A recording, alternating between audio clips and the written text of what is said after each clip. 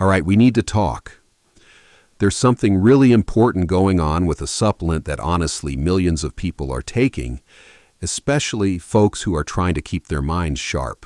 And while a huge new study has just uncovered a potential danger, something the supplement companies are definitely not putting on the label.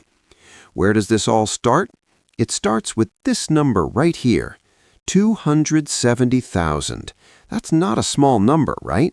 That is the massive number of people whose genetic and health data was crunched in one single groundbreaking study. I mean, when you're looking at a data set that big, the patterns you find, well, you just can't ignore them.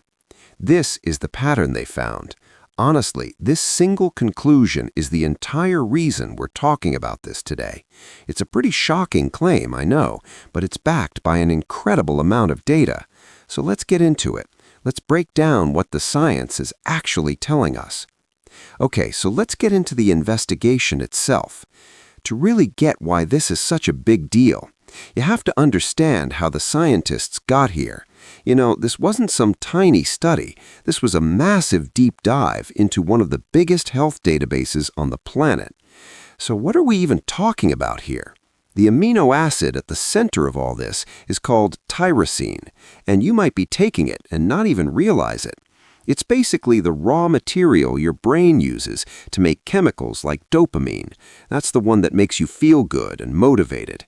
That's exactly why you see it marketed everywhere as brain fuel or something that gives you laser focus. It's a huge seller.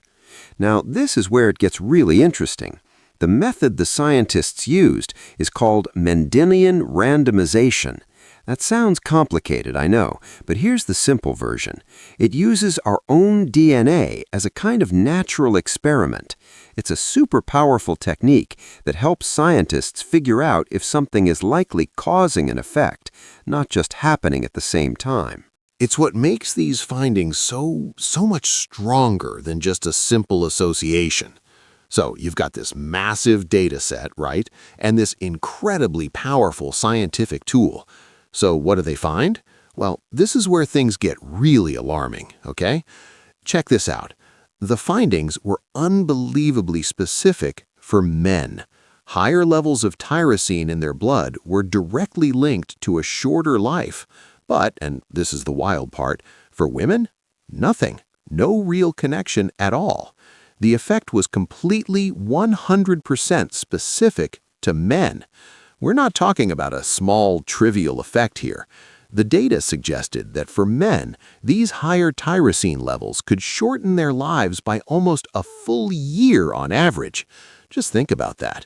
A single amino acid having that much of a potential impact. It's pretty staggering. The researchers were really thorough, too.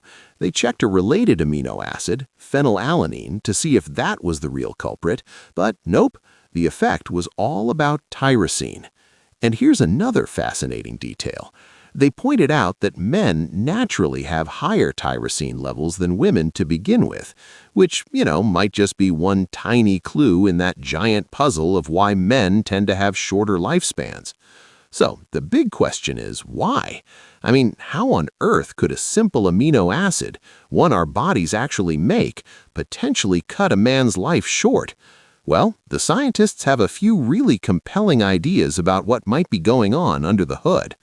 Okay, mechanism number 1, insulin resistance. This is a big one. It's when your body's cells kind of start ignoring the signal to absorb sugar from your blood. And we know that's a key driver for all sorts of bad stuff. Metabolic problems, type 2 diabetes, heart disease. So if high tyrosine is pushing you towards insulin resistance, it's basically hitting the fast forward button on metabolic aging. Then there's what's happening at the cellular level. In animal studies, it looks like tyrosine can put a pathway called mTORC1 into overdrive. The best way to think about mTORC1 is like a construction foreman for your cells. Usually it manages growth and repair, but when it's always on, it's like the foreman is just screaming, build, build, build 24/7 with no time for cleanup or repairs. And that constant state of go, go, go is known to speed up the aging process. And finally, let's go back to those stress hormones. Remember, tyrosine is the precursor for things like adrenaline, so if your levels are constantly high, it could mean you're in a state of chronic overstimulation. And we all know what long-term stress does, right? It just wears the body down. It's bad for your heart, your immune system, everything. This could be yet another way it's causing damage. Okay, so that's the science, and I get it, that's a lot to process, and it sounds pretty concerning. But look, the point here is not to scare you. It's to give you the information you need to make smart choices. So, let's talk about what we can actually do about this, calmly and rationally. But first, we have to be super clear about one thing.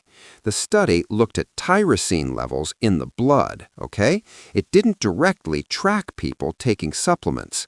However, and this is the key part, what's the most logical way to jack up your blood levels of tyrosine?